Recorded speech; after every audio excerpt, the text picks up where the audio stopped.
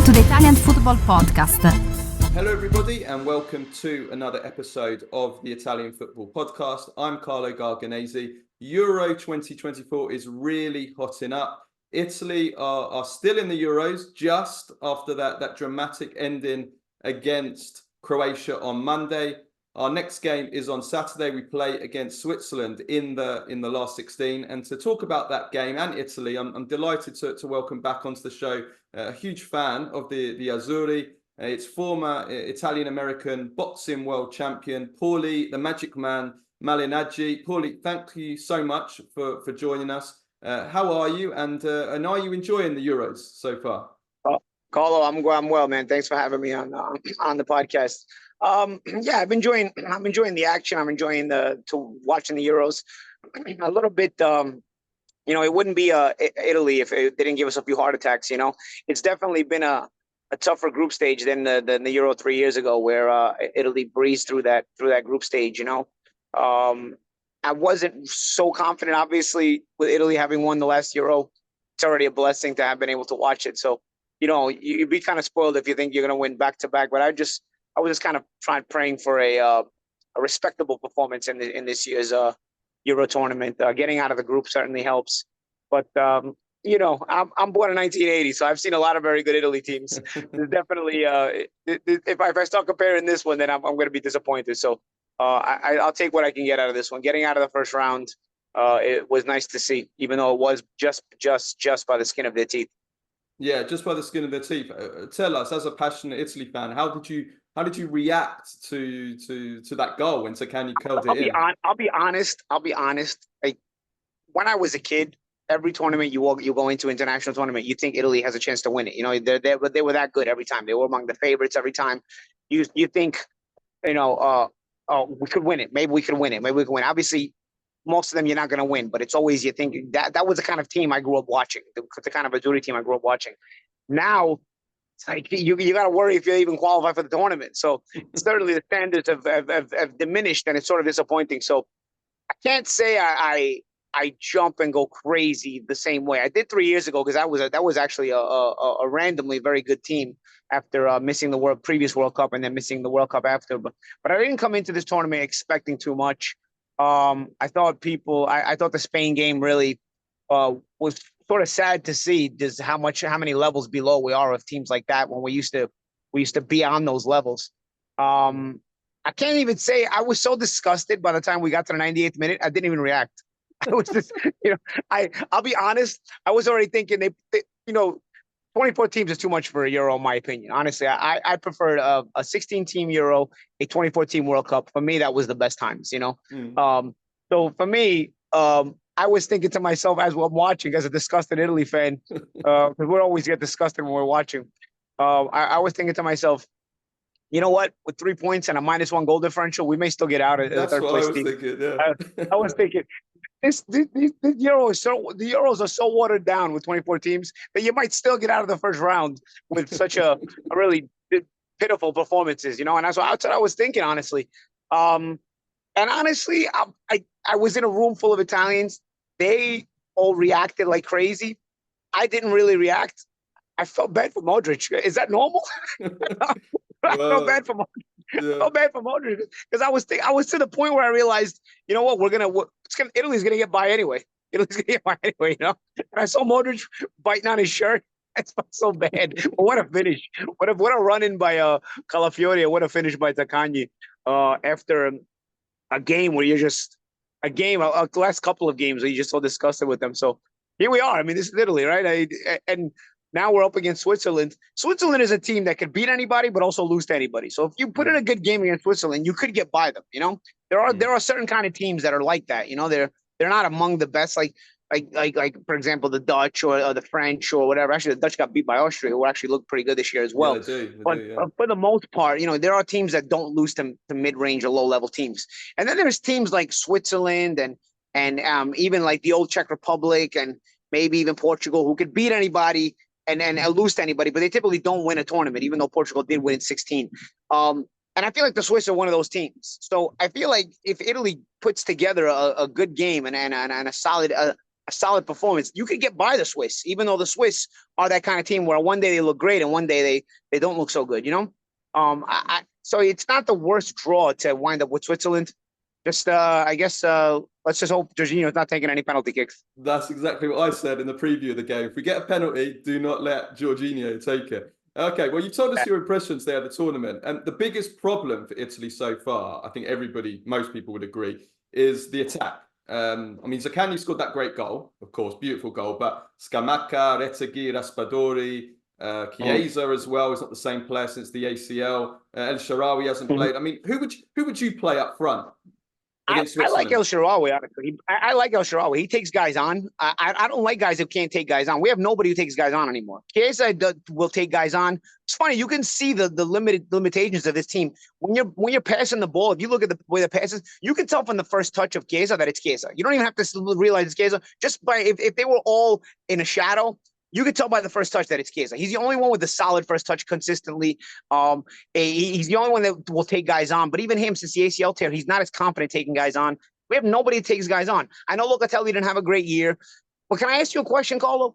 Why does Italy refuse to take a guy who's in Saudi Arabia like Verratti, even though Portugal will take Ronaldo, even though there are other players that play for better national teams in this Euro that have captain taken players that play in Saudi Arabia. But because Verratti plays in Saudi Arabia, we make like we're too good to take Verratti, even though there is absolutely no midfielder that you have right now that will be as creative as that guy or set up playmaking as that guy. And like I said, I understand Locatelli didn't have the great year, but put him on the bench. You bring him in and put him on the bench. At least he's a guy who takes guys on. Leave him on the bench, you know? You got Shaarawy takes guys on. They leave him on the bench. I don't know. Maybe it's a Spalletti thing. I think he's too loyal to Di Lorenzo, who honestly I've never rated that much. Even the England goal 3 years ago in the final was on Di Lorenzo. If you remember, was his man that scored the goal. I've never really thought much of Di Lorenzo to begin with. I just think the fact that he plays is more of how far we've fallen, and there's not really anybody in at the position that you could play consistently. But I mean, he's among the worst defenders I've ever seen starting consistently for an Italian national team. I don't know, man. And like I said, I mean, Italy have sort of scampered through and gotten through this next round. But the attack was already not good before the Euros. I mean, you had a 1-0 win over Bosnia. You had a 0-0 draw with Turkey, an anemic attack. I was at the friendly when they played Venezuela in Florida. They didn't look so great then either, you know. I don't know, man. You know, I don't blame the attack in full because the midfielders have to be able to feed these guys as well. And there's really no midfield creativity. You know what I mean? There's nothing there that, you know, I don't think Scamacca is that bad. You know what I mean? Like, he's not producing. Retegui, Raspadori can be okay too. You've got to put your forwards in position where they can be dangerous as well, and you've got to do that with a dangerous midfield. I remember 3 years ago, you had Locatelli at first in the beginning when Verratti was there. He takes guys on. He takes guys on. He beats a man. You beat the first man when you take guys on. Now you have another defender has to cheat to you. Once those extra defenders have to cheat to you, you open up passing lanes for the forwards to have more space. The strikers have more space. There's nobody doing that. You know, we're passing back to Donnarumma in like the 90th minute. You're still making back passes to Donnarumma when you need a goal. Our most creative players have been our two centre-backs so far, which says it all. Calafiori and Bastoni. I mean, Calafiori's the one that brought the ball up for that last goal. You know, I don't know. I don't know.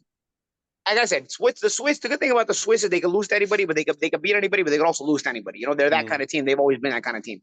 So, you know, you'd rather wind up with a team like that than, say, a Germany, which we almost wound up with. You know, Germany, if it had not been for their late goal, we'd have wound up against Germany, you know?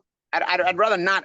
I don't want to be in a position where you get far enough in the tournament and then you got to get beat 4-5-0. I don't want to be in that position, honestly. Like, I understand you can get England in the quarterfinals, and England are an atrocious tournament team. They always look better, and then tournament-wise, they always wind up choking. But Italy could get England in the quarters if they beat Switzerland. Those were not pretty games in the qualifying. Those were not pretty games at all during the qualifying process of the Euro against England. You know, England were far superior to Italy in the qualifying process. Well, they don't look good either. They don't look good at all. Yeah, they don't look good either. And I'll tell you another thing. England should have had a draw with Serbia. There was a clear penalty not given by the Italian referee. You saw that game. The push behind The Serbian striker, when the push from behind, the ref didn't even go to VAR. If that penalty kick is given, every team in that group winds up at 4 points. Instead, it winds up 5-3-3 and 2 for Serbia.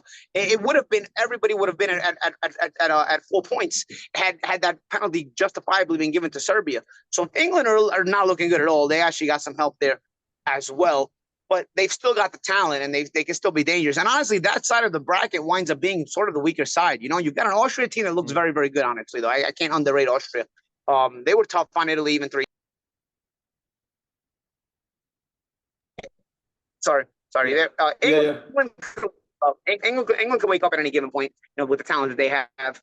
The Swiss are hot and cold always. You know, listen, at this point, you're just happy they're still in the tournament. I was thinking to myself, as we were losing the crate, because I'm very pessimistic. I'm one of those old. That's Italians. That's us Italians. I'm cursing. You're cursing up a storm during the game, and then by the end, I don't have no emotion. But I'll tell you what, I was thinking maybe it's better to be embarrassed by not getting out of the first round than it is to advance and get beat 4-0. That's what I was saying. But then you know what? We got the Zaccagni goal in the end. Like I was saying, also they probably would have advanced anyway. So we'll see where this we'll see where this Euro takes us. But I don't think that the problem of the attack will be solved very soon. I don't think I don't understand why Spalletti doesn't play a Shaarawy. I personally like him. I like guys who take guys on. We need guys that will take guys on. The fact that Calafiori is the one taking guys on more is kind of sad to see. We need guys that can take guys on, because again, when you take guys on and you beat guys, you end up discombobulating the defense a little bit. Look at what Nico Williams was doing to Di Lorenzo. I mean, granted, Di Lorenzo is everybody's son at this point, because the guy who came in. Who did Nico Williams get replaced by? He got subbed out, and then the guy that replaced Nico was also burning Di Lorenzo. That's how bad that was. You know, so it wasn't even. I don't even think it was a Nico Williams performance. It was just the Di Lorenzo's lower level. You know, because the guy who subbed in for Nico Williams in the Spain game was also burning Di Lorenzo. So it's just whoever gets Di Lorenzo gets to have a good time during the game. It's kind of it's annoying to watch, actually. But again, who do you have? Who do you have? You know, I don't know. Did you play Damian on that side? I'm not sure. I don't know. Cambiasso, Darmian, and Darmian wasn't good either. So it's the options, isn't it? We don't have Cristante is. Oh no, don't. Let's not. Let's not start with it. So you know, I don't know, man. You know, Spalletti's typically been a good tactical coach. You know, but I think sometimes he's even in his own head too. You know, you can have a team that's not so talented, but with a good tactical coach still play well. I thought in 2016 Conte did a good job at the Euro with a team that really. I mean, 2016. We had 2016. With a weak team, yeah. The team that wasn't super great, you know, like Conte's tactics really helped them a lot. You know, I think Spalletti can be a good tactical coach. He's got the experience, but I think it's almost like he's in his own head, you know. And he's a bit too loyal to the Napoli guys because he won a Scudetto with Napoli, Raspadori and Di Lorenzo. Like I said, I'd like to see El Shaarawy get a shot up front. Shaarawy to have a shot. If we look at the positives, though, I mean, Calafiori. I mean, he has been. Donnarumma and Calafiori are the positives. Yeah. Donnarumma and Calafiori. Really, Calafiori is an ascending guy. I think he's going to become very, very popular. He's got a Maldini-esque even features, you know. Just doesn't play for a national team that Maldini played for. You know, Maldini had an unbelievable national team that he played for, and he was part of a very strong team. Calafiori, I think, can develop into a very, very good player. He shows a lot of promise. Donnarumma, I'll tell you what, Donnarumma, sometimes when he's at PSG, makes some mistakes that you wonder what's going on with him. But then with the national team in tournaments, he is really a tournament player with the national team. He is on best keeper in the tournament for me.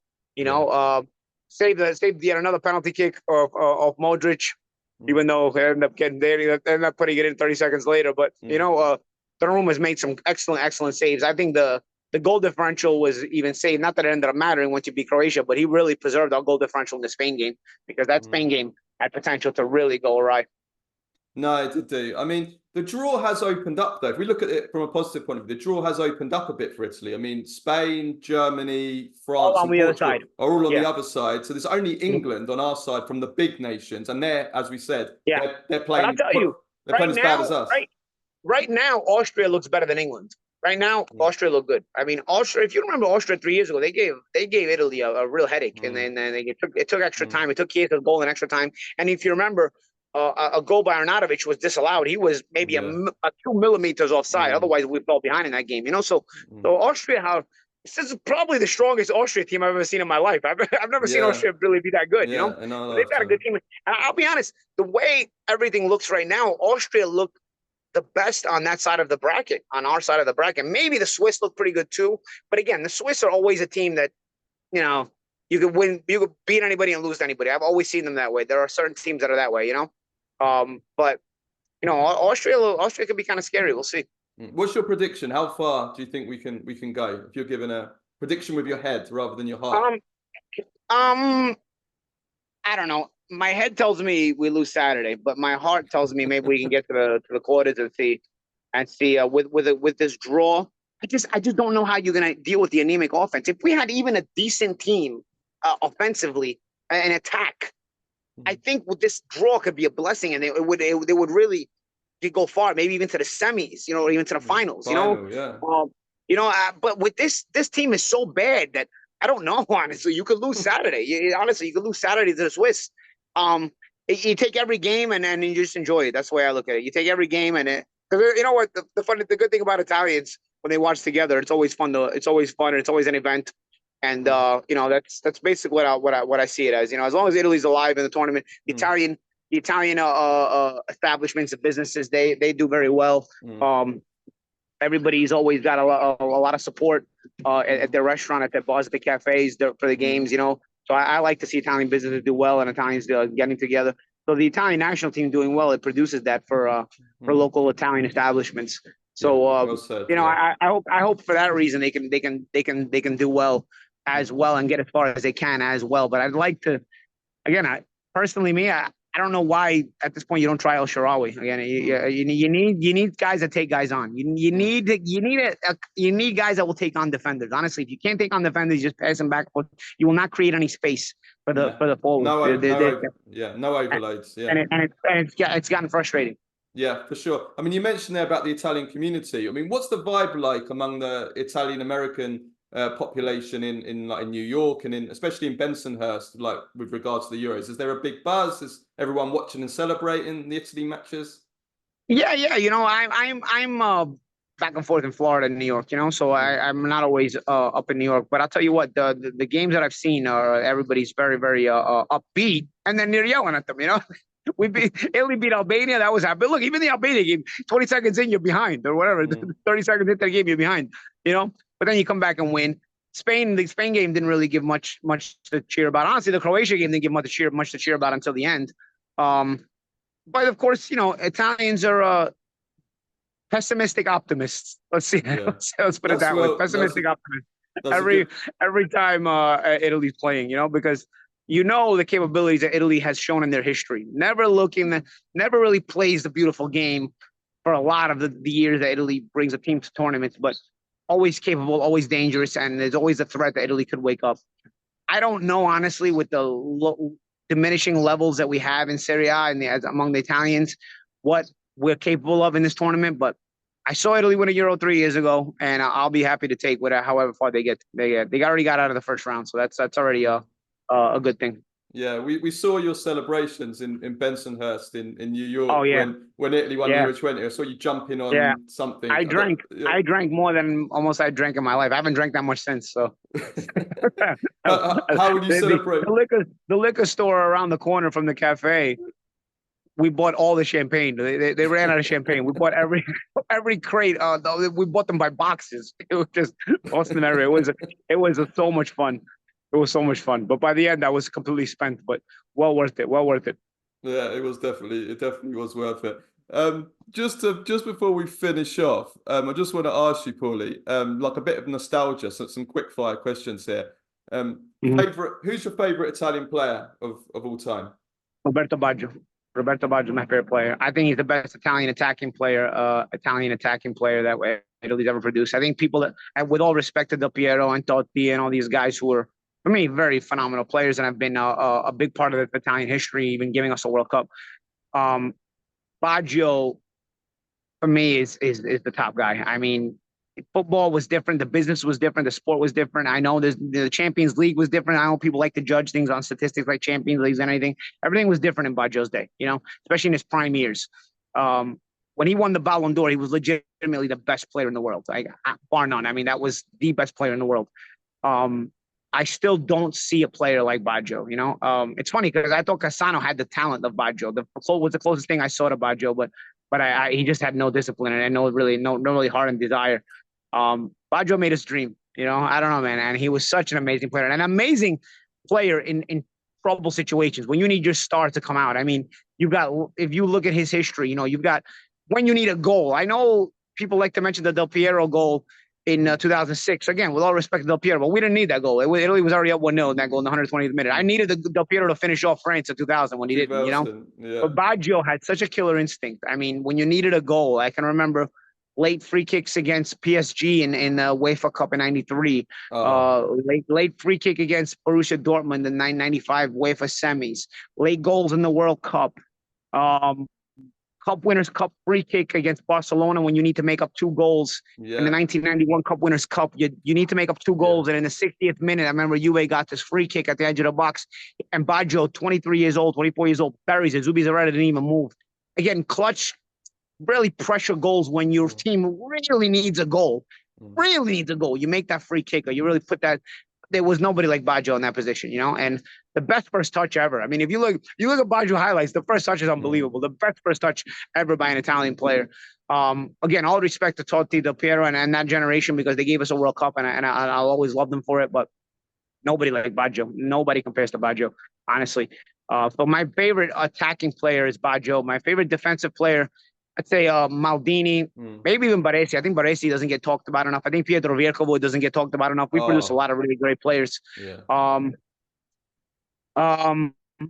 Pure goal scorer, pure striker, pure goal scorer, Christian Vieri for me. He didn't have a long prime because he liked to party too much, but Christian Vieri, a prime Christian Vieri was unstoppable, man. In 1998, if Italy had any kind of creativity in the midfield, because it was basically a great defense, a very, very mediocre midfield, and then a great attack in 1998. If Italy had a decent creative midfield in 1998, you can win that World Cup. Honestly, you win that, and that was a strong, tough World Cup to win because Brazil were good and France were good. But in 1998, if Italy with that defense and that attack, had a relatively good midfield instead of the mediocrity they had at the time, I think Italy could have won the '98 World Cup. That was a very, very good team. Again, I mean, that's why it's a little bit nostalgic and sad to watch the teams like this. I don't see the players today with as much pride in the national team. I not even just Italy, just their players in general. I don't see. I remember when I was a kid, players would play 75, 80%. They wouldn't play at 100% for the season leading into a big international tournament like a World Cup because they wanted to save themselves for the World Cup. You would never even think of that now. You know, you never even think that Neymar getting eliminated against Croatia in the last World Cup, not even crying. You know, you can remember Zico crying, knowing it was his last World Cup in '86 and he wasn't going to win a World Cup for Brazil. Neymar could have very well been his last World Cup in a couple of years ago. Didn't even shed a tear. You know, like this. There's not really as much emotion anymore. I think the last of it. Money's taken over a bit. Yeah. But I can't say it's just, the money is. It's definitely the money, but the money is still in your mind. It's still on your mind because Cristiano Ronaldo lives and dies by the Portuguese national team, and he's made more money than all of them, and he still lives and dies. The Portuguese national team is super important to Cristiano Ronaldo. So you could say it's the money, but I don't want to hear that because a guy like Cristiano makes more money than all of them, and still is super, super hyped up for the national team. It means everything to him. That was the football I grew up watching. With the national team, you did for your club. You played amazing, but what you did for the national team was really set you in history. Was set you apart in history, and it meant everything to you. And that's why the heroes of the Italian national team are more my favorites. Obviously, I'm a big Serie A fan. I always hope well for the league, but it's a league where 10 out of 11 guys on some teams that are not even Italian. So it's not even really. It's not registering as far as creating new generations of Italian footballers. I want to see. Yeah, I want to see the Italian footballers, you know, coming out every generation, being produced with talent the way we always did, and that doesn't happen anymore. So, you know, I don't watch football with the same hard and emotional heart anymore. It's more like, you know, I watch it for the entertainment value, but I don't go as crazy. I think 2021 might have been the peak when Italy won the Euro. Yeah. Like when I didn't celebrate for the goal in Zaccagni the other day, I realized something was wrong. I was like, wow, I was so disgusted that by the time the goal went in, I was like, all right, we got it. Yeah, right. He's in. I didn't know. Nobody expected it. I did expect it. It came out of nowhere. But favorite Italy game or Italy moment of all time? What would it be? Italy game or Italy moment? Obviously winning the World Cup, the semifinals 2006 with Grosso's goal. My favorite Italy team, though, is the first one I ever watched, the 1990 World Cup. I don't know how old you are, Carlo, but the 1990 World Cup for me was a dream. Yeah. It was an absolute dream of a team. We talk about creative midfield. We talk about guys taking guys on, taking on defenders. That Italy team was a team like I've never seen since, honestly. It was an attack-minded team. It lacked forwards in the beginning of the tournament that could finish like Vialli and Carnevale. Once they were replaced with Schillaci and Baggio, I mean, it was off to the races for Italy, man. It really was. I thought that team would be unstoppable, you know. Really, still one of the big disappointments. But we talk about, maybe it's my biggest football disappointment in my life is the 1990 World Cup. Bigger than the 1994 miss in the final, because when Baggio misses that penalty kick, honestly, the penalty shootout is pretty much over. Even if Baggio makes it, you need a save from Pagliuca and the next kicker, it's over. So you're pretty much resigned to losing. But the 1990 World Cup, you watching that team every single big game march forward, and you just, as a 9-year-old, for me, I was in awe of what a team, what a fun team to watch. You know, dummies taking guys on, passing the dummies in the passing lanes, guys making runs. Giuseppe Giannini was an unbelievable midfielder. You know. Donadoni as well. Amazing. Things people forget. You know, things people forget. And then for anybody who talks about Baggio missing the 94 penalty kick, just want to remind them, Baggio is the only one that took a penalty kick in all 3 World Cup losses in the 90s that Italy had in shootouts. He's the only one that took one in 1990, 1994, and 1998. Baresi took in 1994. He made a 90, he missed a 94 as well. But he's the only one who took a penalty in all 3 of those World Cup losses. The only one he missed was the one against Brazil. And honestly, because of Massaro's miss, it really doesn't come into as much importance, you know. The kicks were more important for me. The one he took against Argentina in 1990, because nobody had missed yet. That was a pressure penalty kick. He made it to keep the penalty kick shootout going. Nobody had missed yet. And then in 1998, he had the first one against France. He had to take the first one. No, obviously nobody's missed then either. To me, those are more important. When you're already behind, yes, it's important. But honestly, you're going to need a miracle save by Pagliuca the next kick anyway. It's not as big of a deal, especially when you're the one who's brought the team there, you know. But yeah, now you're just taking me back. You know, we're going back and forth. I could talk about these things forever. That's my first footballing memory, Paulie, is 1990. I remember crying. I was only 5, I think. Yeah. I remember crying when we lost the penalty shootout, and I still have when I see Sergio Goycochea's face, he still gives me nightmares. Yeah, Goycochea. It's funny because watching in 1999, my first World Cup was 86 that I remember, but I didn't know it was a World Cup. I only remember Italy losing to France in 1986. So I remember I lived in Sicily at the time, and my father, I remember going crazy. And I remember my asking my mother, you know, because we were in the dinner table, we were eating. I think we were eating lunch or dinner. I don't remember what time it was, but my father bashing his head on the wall when Italy got scored on. And then when my mother's doing the dishes, my father goes in the bedroom, and I remember asking my mother, you know, in Italian, you know, what's wrong with Papa, you know, like what? And she's like, no, Papa è arrabbiato perché l'Italia sta perdendo, you know, like. And I'm like, and I remember asking the question, con chi sta perdendo? And she's like, con la Francia. And I didn't know it was a World Cup. Years later, when I look at the 1986 World Cup results, it's Italy-France. I'm like, oh my goodness, that was the Italy-France World Cup game, you know. So that was my memory of in 1986, but I didn't know it was a World Cup. I didn't know what it was. In 1990, I knew exactly what I was watching because I watched the entire 88-89 season and 89-90 season in Serie A. So I was following football. I was, you know, I knew the players. So in 1990, I watched in amazement the entire tournament.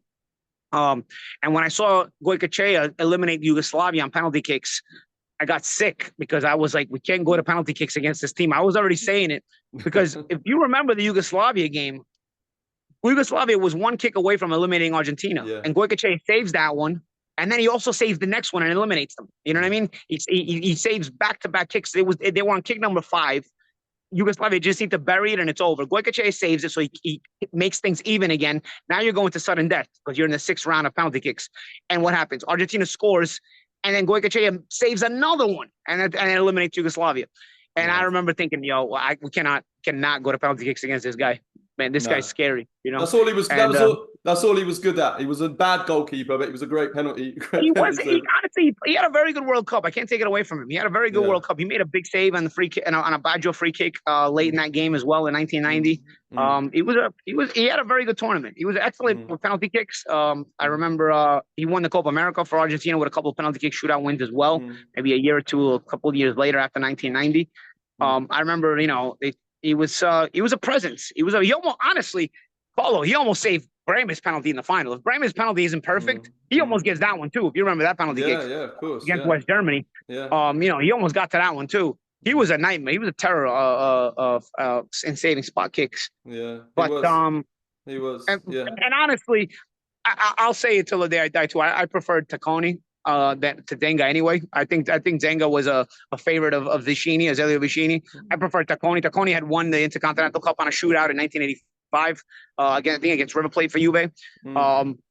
And Zenga was atrocious on penalty kicks. I mean, if you look at Maradona was not a good on penalty kicks. If you look at Maradona, he takes the same penalty kick every single time. Left foot, a little bit off center to the goalie's right. It's never in a good spot. It's the same penalty kick every single time. If you looked at him in Serie A, if you looked at him the penalty kick that the Yugoslavia keeper saved in the quarterfinals against Maradona, because the Yugoslavia keeper saved Maradona's penalty kick. Picked it up. I mean, it's the same penalty kick every time. You play with this guy in Serie A. How did you dive the wrong way on his penalty kick? How's that possible? After the error he made in letting the game be letting Argentina level the game was his error.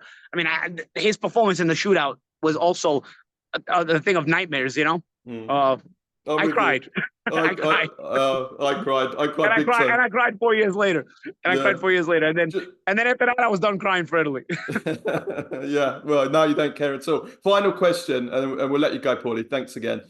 Which Italy player, past or present, would make the best boxer, do you think? Gattuso, maybe Gentile. Maybe Gentile. Definitely Gattuso. You got to throw it for the modern era for Gattuso. I mean, everybody knows Gattuso. Everybody knows the kind of guy he was in Gattuso. Also, I think Christian Vieri. He's a big guy, stout, strong, very physical. But you think of defenders usually when you think, because they're the ones who hit guys a lot of times, right? So in terms of defenders, I'd say Gattuso was a strong, stern midfielder, and Gentile. Gentile was rough. By today's standards, I don't know how long Gentile would have lasted in today's standards, It'd do some low blows for sure, Gentile would. Yeah, exactly. Okay, well, listen, I'll let you go, Paulie. Thank you so much for joining us. You brought us luck in Euro 2020, so we hope that coming on again, you bring us luck. I hope so. However long it lasts, it's always a dream. Every single tournament, it's always beautiful to see. So. For sure. We'll be rooting for them on Saturday. Thank you, Carlo. Thank you. Wish you all the best, your family all the best, and we'll see you soon. Thank you, Paulie, mate. Cheers, mate. Cheers. Ciao.